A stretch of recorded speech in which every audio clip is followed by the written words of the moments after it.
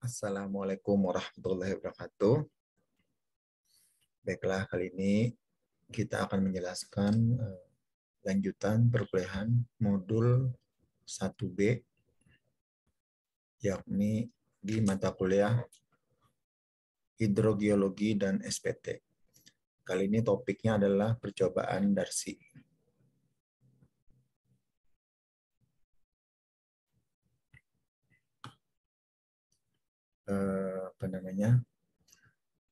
Darcy ini adalah salah satu tokoh ya, yang menemukan kondisi persamaan basic ya, persamaan dasar dari aliran air tanah, yaitu suatu komponen K yang disebut sebagai faktor Darcy ya, atau nilai K.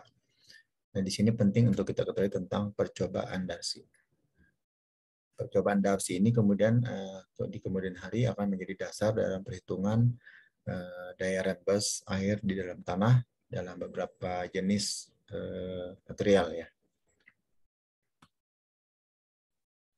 Adapun tujuan instruksional dari modul kali ini adalah yang pertama menginformasikan tentang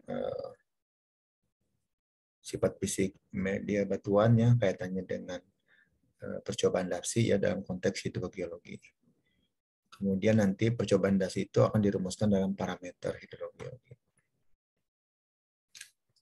Nah, di sini kita lihat sifat fisik dan prinsip dasar. Jadi yang pertama adalah tentang hukum Darcy itu seperti apa.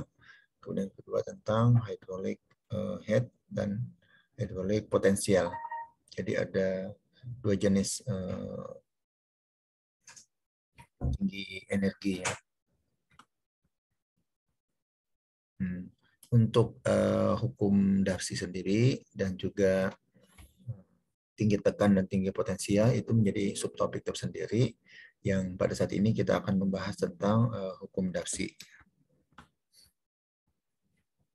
Nah, ini adalah skema percobaan Darcy di mana percobaan ini dilakukan hanya semata-mata ingin mengetahui perbedaan waktu yang diperlukan ya, air yang merembes di dalam suatu lapisan. Jadi ini adalah suatu alat ya.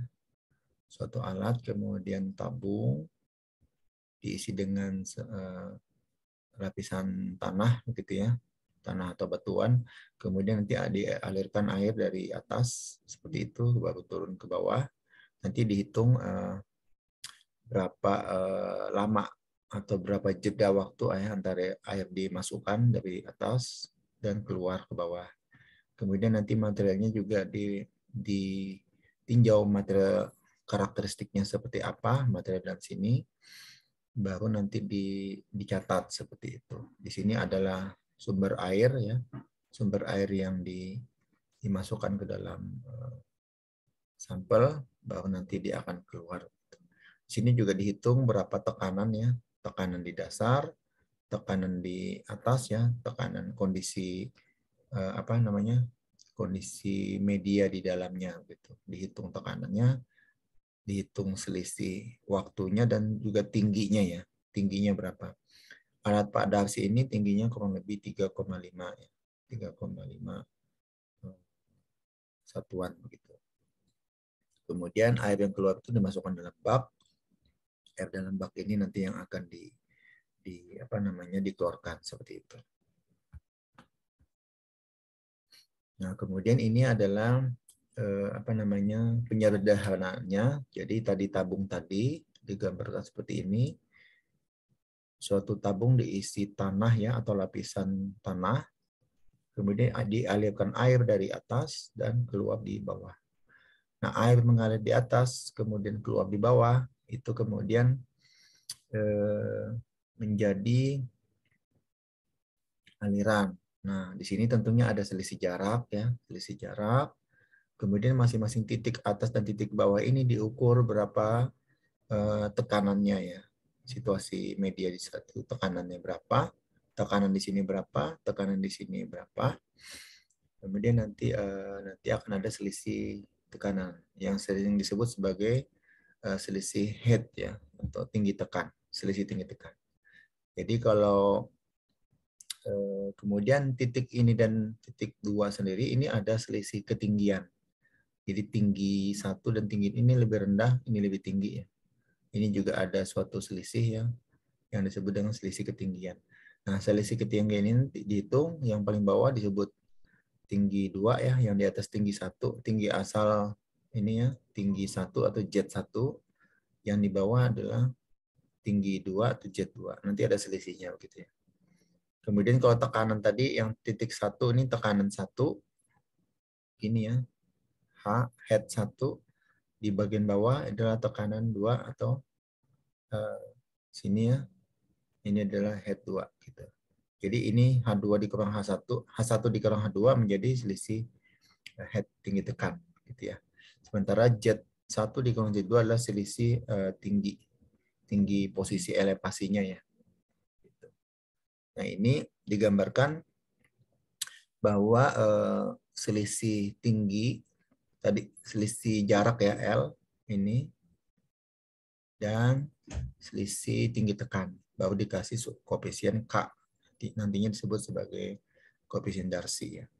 Di sini kita bermain dengan satuan debit ya, debit meter pangkat 3 terhadap waktu, kemudian luas ya, luas penampang yang mengalir, kemudian kecepatan ya, meter per detik, lalu kemudian satuan panjang yaitu panjang alat ini, kemudian satuan selisih ketinggian tadi head ya juga meter, dan nilai K tadi itu panjang per waktu. Nah, ini disebut dengan specific discharge atau debit spesifik. Nah, lalu kemudian disebut sebagai Darcy flux. Ini adalah rumus sederhana penerapan kecepatan rata-rata secara linear ya. Jadi dia terhadap porositas media tersebut. Kalau kondisi dia anisotropis, tentunya akan dibedakan menurut sumbu ya. Jadi sumbu X, sumbu Y, dan sumbu Z. Gitu. Tapi nanti kalau sudah isotropis, isotropis artinya sudah sama ya terhadap semua arah, maka nanti bisa diseragamkan, nanti disimbolkan dengan simbol matematik grad atau gradient. Nanti gradient itu diturunkan terhadap sumbu X, Y, dan Z dengan kondisi yang sama gitu. Baru dikalikan dengan head. Nah, ini adalah gambaran secara tampilan 3 dimensi ya. Kecepatan vektornya kurang lebih seperti ini. Nah, ini adalah penyederhanaan kalau dalam matematik. Nanti akan kita lihat kalau sudah dalam perhitungannya. Ini adalah ilustrasi perhitungannya dalam arah sumbu X, sumbu Y, dan sumbu Z. Nah, di sini apa itu Darcy? Hukum Darcy itu secara empiris ya ditemukan tahun 1856, yaitu pergerakan air tanah karena adanya perbedaan tinggi tekannya atau gradien hidrolik, beda H gitu ya.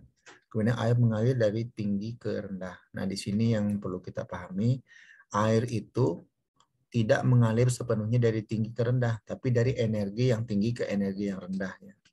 Kalau posisi normal ya memang dari atas ke bawah, karena posisi energi potensial di atas, elevasi tinggi itu lebih tinggi daripada yang di bawah. Tapi kalau misalkan di bawah itu kita beri energi tambahan yang namanya pompa air, maka dia tetap disebut sebagai energi yang lebih tinggi meskipun posisinya di bawah. Sehingga air mengalir dari energi yang tinggi ke energi rendah. Demikian halnya juga air tanah. Nah, hukum fisika juga menyatakan demikian, bahwa ada hubungan antara kondisi air tanah tersebut dengan kalor, ya, kalor atau pemanasan. Kalau kita mengamati sebagai contoh ya, mengamati pemanasan air dalam pemanas air gitu ya, atau wajan begitu, maka airnya justru mengalir ke atas sebaliknya karena ada beda panas, karena energi panas tersebut menggerakkan ke energi panas yang lebih rendah. Jadi sama prinsipnya, energi tinggi ke energi rendah. Sekali lagi, air tanah itu bergerak dari posisi energi tinggi ke energi rendah. Jadi bukan karena letaknya. Lalu ini Hubbard juga itu suatu penemuan yang cukup baik tentang potensi ya. Teori potensi Hubbard itu ditemukan tahun 1940 tentang energi mekanis. Diceritakan bahwa air tanah itu dia terpengaruh dengan medianya, di sana ada unsur kimiawi dan juga panas, sehingga air tanah bergerak dalam perbedaan kandungan energi tersebut. Ya. Ini disebut sebagai energi mekanis. Ya. Nah, ini adalah sebagai contoh ilustrasi pergeseran antara satu titik ke titik lainnya. Nanti ada istilahnya datum ya. Jadi titik acuannya bisa karena elevasi, ketinggian, tekanan, kecepatan, densitas. Dan nanti ada istilahnya target acuannya yang disebut datum ya. Jadi datum ini seolah-olah garis khayal bahwa elevasinya sama dengan 0, kecepatan 0 dan seterusnya. Energi mekanis nanti akan akan terjadi jika ada 3 ini, komponen elevasi atau ketinggian, komponen tekanan, dan juga komponen kecepatan. Nah, ini sering disebut sebagai energi potensial gravitasi, energi tekanan fluida, dan energi kinetik. Nah, nanti teman-teman sambil mengikuti saja teorinya, nanti akan dalam operasional praktek itu akan lebih jelas ya. Nah, di sini energi gravitasi persamaannya. Nanti kalau dalam tabel tinggal memasukkan persamaan ini ya. Energi kinetik ini persamaannya, energi tekanan fluida itu persamaannya. Nah, sehingga begitu digabung, maka energi dalam air tanah, pengaliran air tanah itu ada 3 komponen ya. Komponen tinggi, komponen kecepatan, dan juga komponen tekanan. Nah, atau pressure tadi ya. Nah, ini penyederhanaannya karena kecepatan terendah, kecepatan air dalam tanah itu mungkin satu hari cuma beberapa senti ya, karena sehingga dapat diabaikan, sehingga komponen yang kedua ini bisa diabaikan, sehingga cuma ada komponen beda tinggi dan tekanan gitu. Oke, ini untuk kondisi yang incompressible ya, sama beda sedikit saja rumusnya ya. Nah, ini penyederhanaan dari hukum Darcy tadi menjadi persamaan baru ya.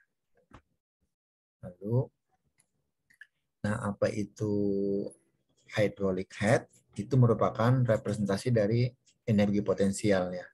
Tadi sudah disampaikan bahwa energi mengalir dari H tinggi ke H rendah atau potensial tinggi ke potensial rendah.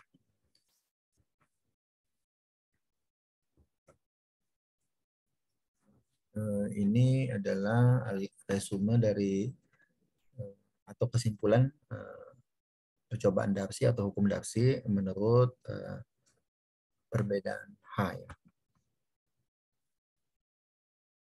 Jadi jangan lupa di sini H ini adalah energi sebetulnya ya yang berupa tinggi tekan, adalah penjumlahan dari komponen elevasi dan juga pressure ya, dari pressure.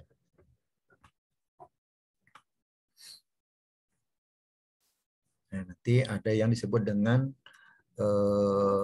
garis isopotensial ya, dan tegak lurus terhadap ekipotensial. Nanti ada kontur ya, kontur head. Nanti ada tugasnya menggambar kontur ya pada pertemuan selanjutnya. Baik, ini adalah semacam apa ya, pekerjaan atau PR, nanti bisa dikerjakan minggu depan ya, tapi ini Bapak sampaikan. Ini contoh perhitungan, silakan dikerjakan, diskusi saja dan teman-teman. Ini ada tiga titik ya diamati ya, titik A, B, dan C dengan nilai ketinggian berbeda-beda atau sama, kemudian kedalaman tekanan piezometer beda, kedalaman air tanah beda. Nanti silakan dihitung ya, hydraulic head-nya, pressure head-nya, dan elevation head-nya. Seperti itu. Nah, silakan nanti dipelajari. Bapak juga pengen tahu seberapa paham teman-teman bisa memahami konsep ini sebelum kita masuk ke praktikum ya. Kita lihat. Nah, ini yang kedua sama ya, jadi penjabaran tadi. Nanti silakan dibaca tentang soal ini. Nah, demikian kira-kira pertemuan kali ini. Nanti setelah ini Bapak akan mengirimkan kuis terkait materi ini. agar teman-teman bisa meresponnya dalam waktu ya maksimal 1 jam lah setelah eh, perkuliahan modul ini disimak begitu. Terima kasih atas perhatiannya. Assalamualaikum warahmatullahi wabarakatuh.